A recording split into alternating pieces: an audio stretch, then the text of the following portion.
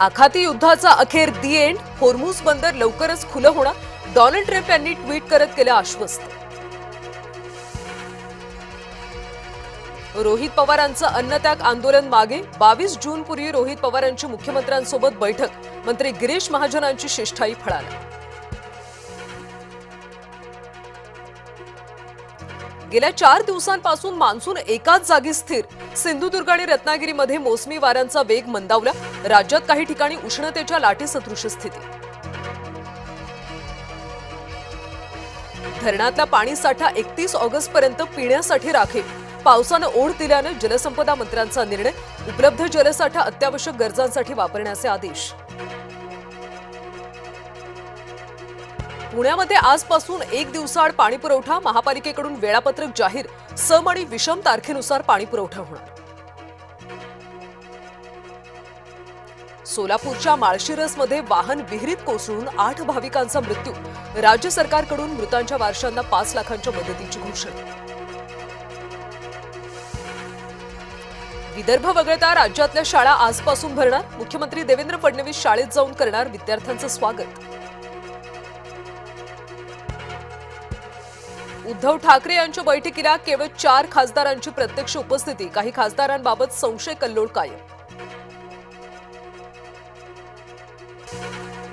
माझ्या नावानं पैसे मागत असेल तर राजीनामा देईन, पर्यावरण मंत्री पंकजा मुंडे यांचं विधान चर्चेत.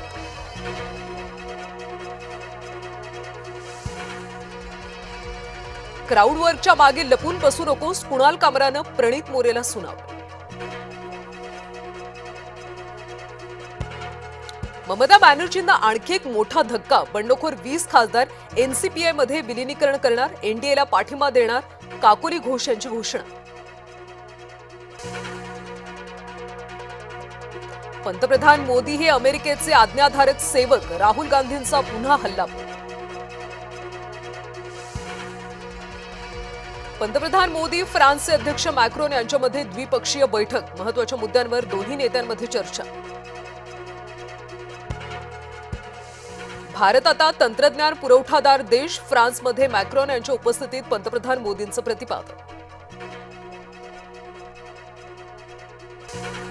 ब्राझीलमध्ये 2 हेलिकॉप्टर हवेत धडकले, भीषण अपघातामध्ये 6 जणांचा मृत्यू, हेलिकॉप्टर पार्किंगमध्ये कोसळल्यानं 20 गाड्या जळाल्या. ट्रेन खाली चिरडून 4घांचा मृत्यू, मध्य प्रदेशमधल्या मुरेना जिल्ह्यातली घटना. वर्ल्ड कपमध्ये पुन्हा भारताकडून पाकिस्तानचा धुव्वा, पहिल्याच सामन्यात 64 धावांनी चारली धूळ, दीप्ती शर्मा ठरली सामनावीर.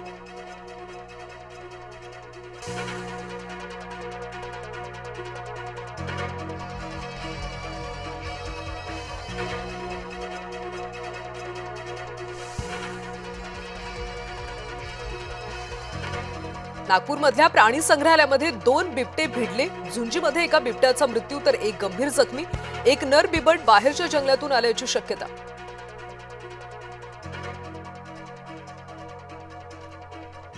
भीमाशंकर मंदिर आजपासून भाविकांना दर्शनासाठी खुलं, दर्शनासाठी भल्या पहाटेपासून भक्तांच्या रांगा.